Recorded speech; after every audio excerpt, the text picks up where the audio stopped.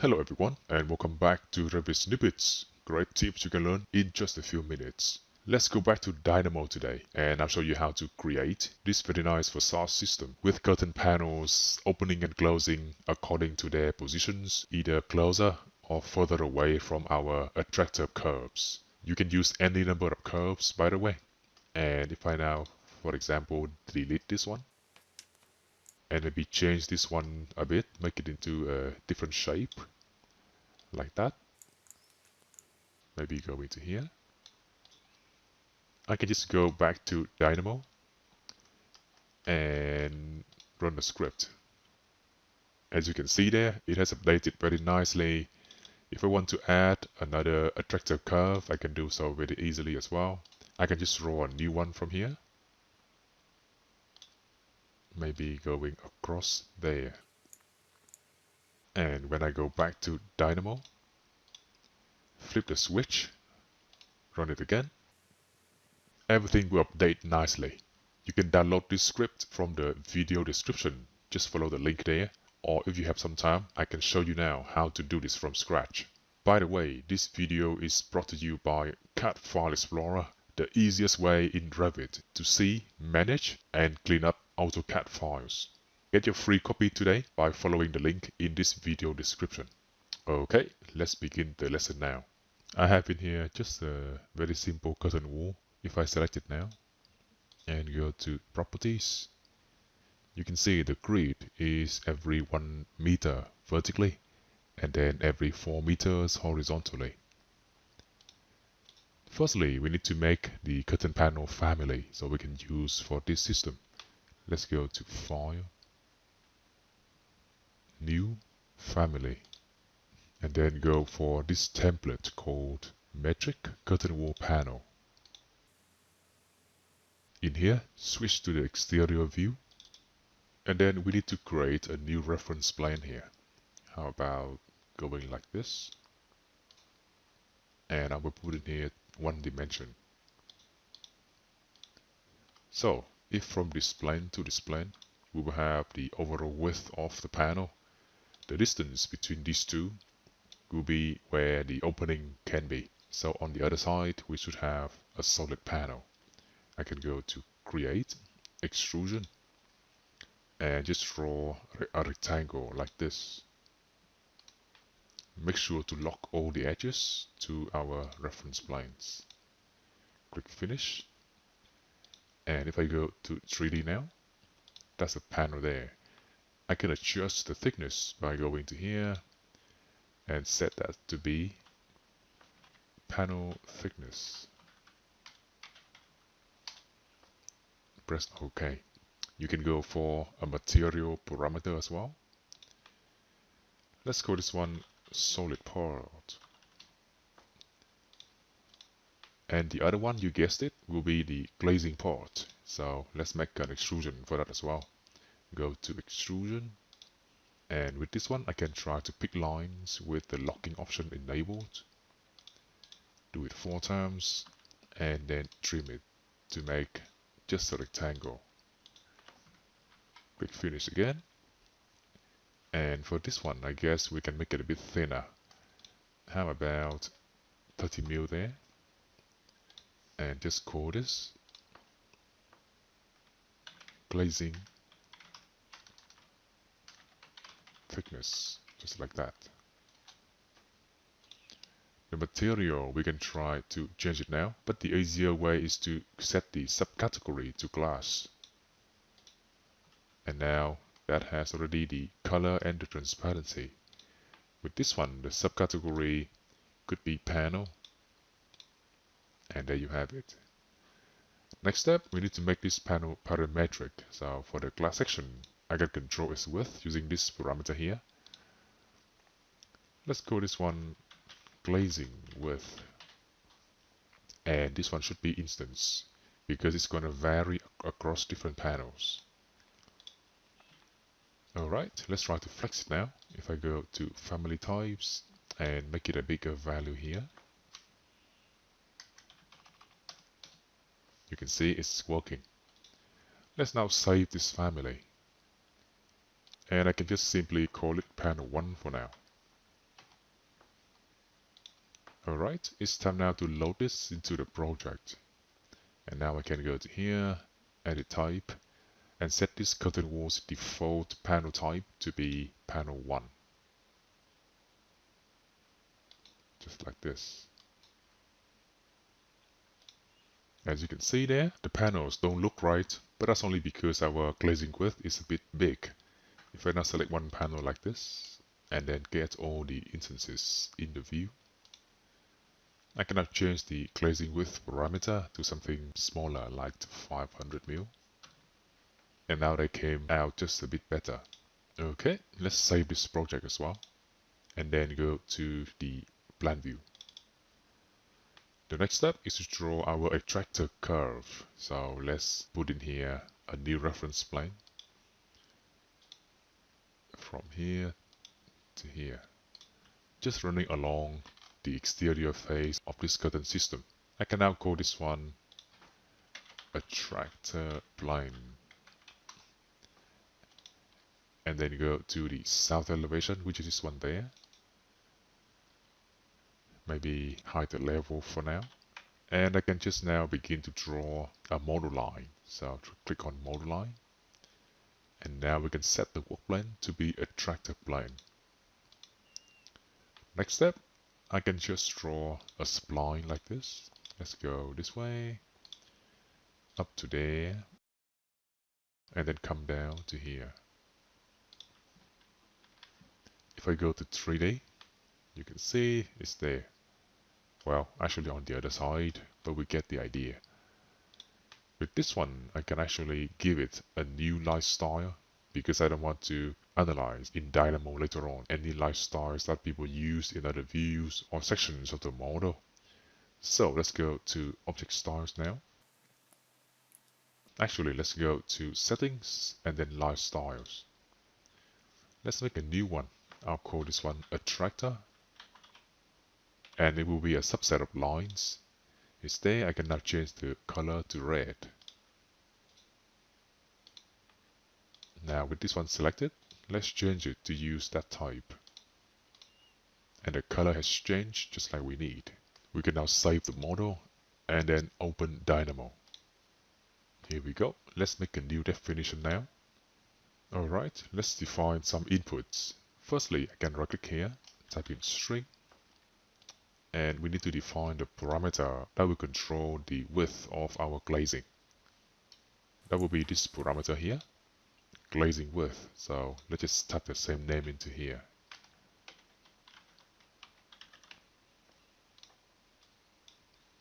Next step, we need to collect this panel family and all of its copies in the project. That's panel 1 there, the name. So I can go to here, put in here family types, and then select panel 1 from this list. It's this one. I can now collect all of its copies by doing all elements of family type. Is this node. Connect to there. And before we forget, let's switch the run mode from automatic to manual. I can still expand this and see I have now 150 panels. So far so good. Next step, we need to calculate each panel's position relative to this curve. So let's do bounding box.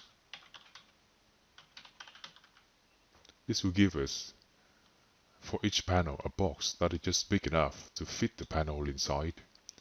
Let's bring it here, run it, and now we have 150 boxes coming back. You can even see these boxes in Dynamo by turning them into cuboids. Let's do bounding box dot to cuboids. This node here. And if I now run this script now, and go to the 3D view, do a zoom to fit, I can see there all of my boxes. It looks like a big very thin box, but because we have here 150 boxes on rows and columns, we can use them later on to calculate the distance between each box or panel to the curve. To do so, however, we need to collect the curve first. The first step to that will be to specify the curve type. So I will need another string node here, where I can type in Attractor, because that's the light type I have given to this curve. Next step, we need a way to collect all curves of this type in the model, because later on we may have multiple attractor curves, not just this one. Actually, let me do that now. I will go to the south elevation and draw in here a second attractor curve. How about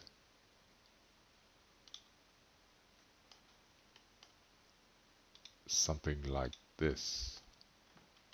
Oops, make sure you use the spline option. So not this one, but this one. Going this way, and make sure that we use the same light styles, which is Attractor. Here we go. Go into 3D again, and I have them both here visible. Next step, we need to collect all these curves from the model, and there are different ways to do this. My method is by using Python. Just a little bit of Python here, which I have copied from my text node. So let's drop in here a Python node now. Double click it to open, and you can see here, this is a very nice editor in Dynamo. I can just paste in here what I have copied from before. So that's a whole script. Nothing much. All it does is collecting all the lines or curves in the model of a certain type name. In this case, Attractor. You can type all of this into your Python node, or just download the Dynamo script from the link in this video description, and this script will be in there. Let's now save changes and connect this light type name to this node and run it. As you can see, it has given me two curves, which are this one and this one. So we're good with this. For the next step, we need to turn this curve into Dynamo Geometry. Let's do element.geometry. Connect to here. And we can see now in the background, already we have curves. We have NURBS curves, two of them. But they are in different sublists, so we need to flatten this list. Let's do flatten now. Bring it to there, run this. And now I have two curves on the same level. Next step, to calculate the distances between the panels to the curves, we actually need to convert them here from NURBS curves to polycurves. To do that, simply sample a few points and then connect those points to make the polycurves themselves. Let's do curve.point@parameter. Bring that to here, the input curves. And for the parameter, we need a list of numbers. The quickest way is to do a code block and then put in here the starting number of 0, the ending number of 1, and then how many numbers do you want to have in the sequence. Let's do 50. Run this now, and it will give us numbers from 0 to 1, or 50 of them.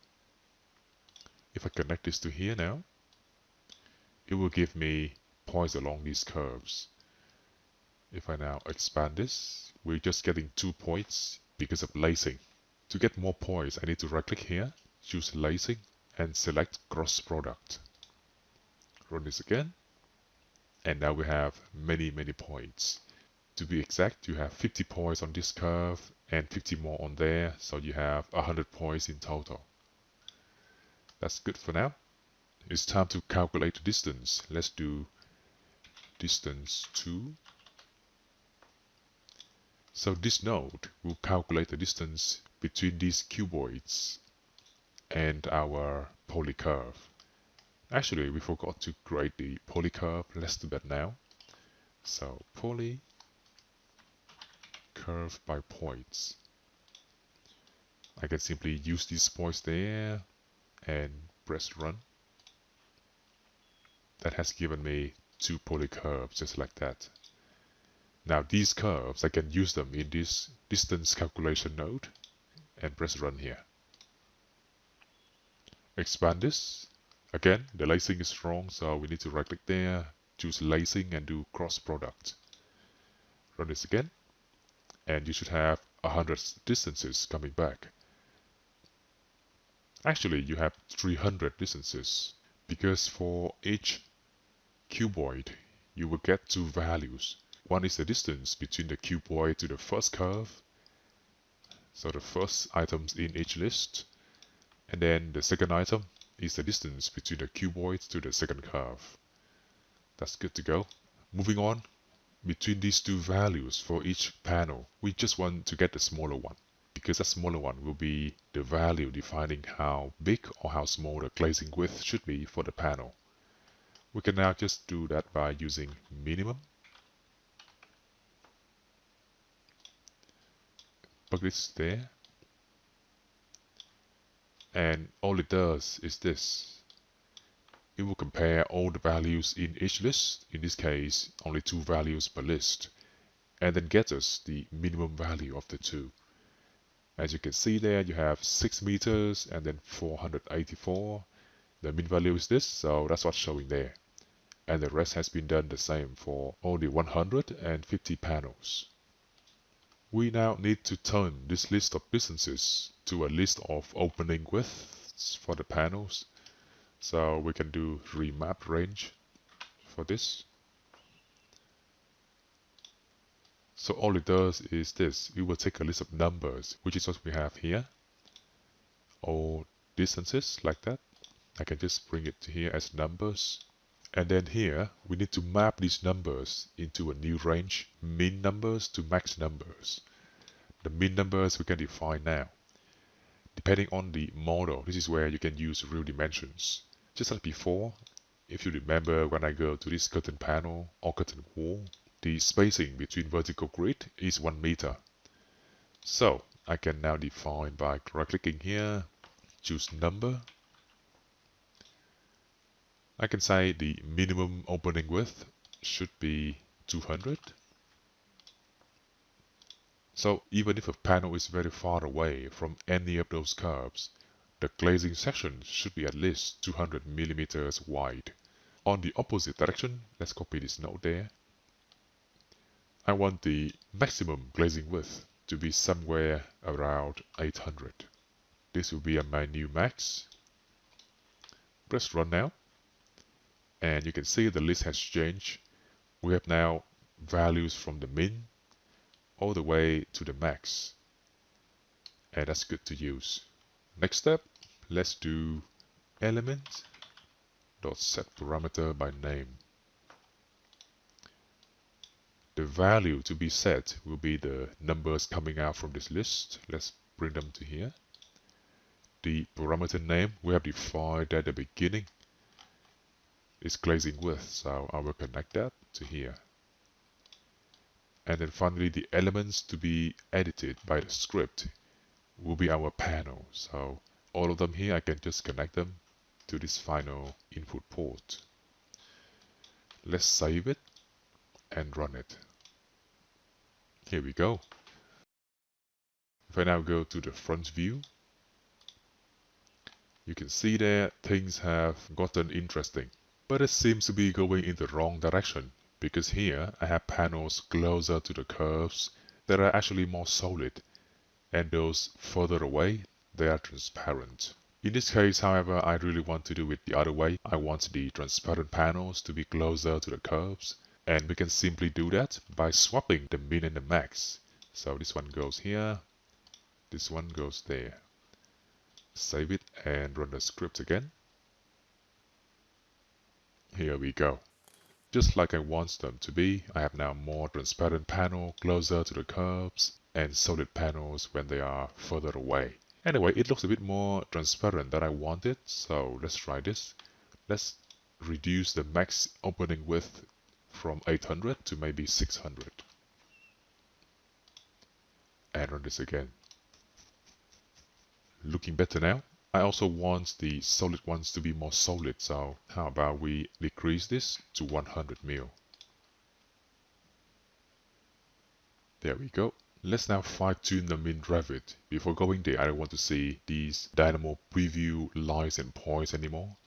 So let me just go to View, Background Preview, and then turn off Revit Preview. Now they are gone. With this system in place, I am now free to change the curves. So if I move this one maybe this way, and maybe move the endpoint to there,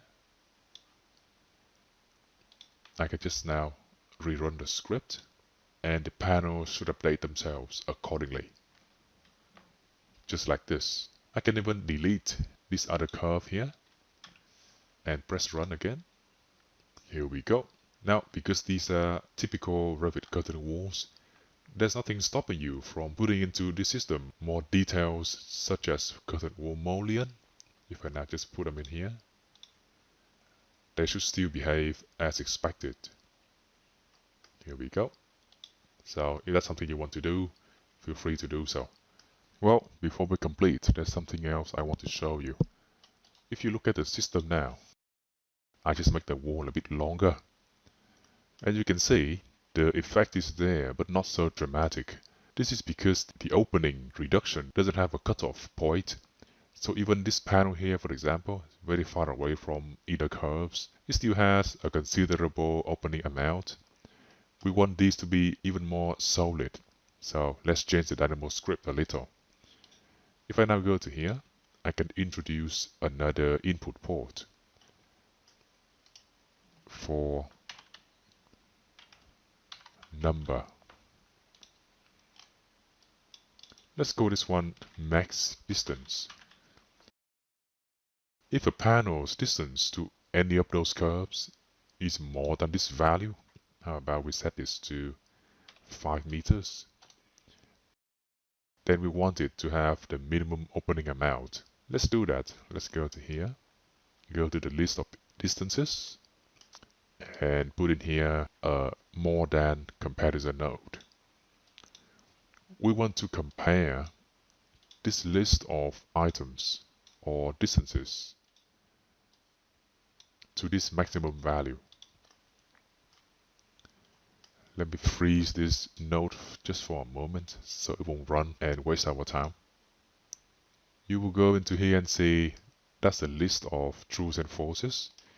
We can now do a mask to separate the original list of values into those bigger than this distance and those smaller than the distance.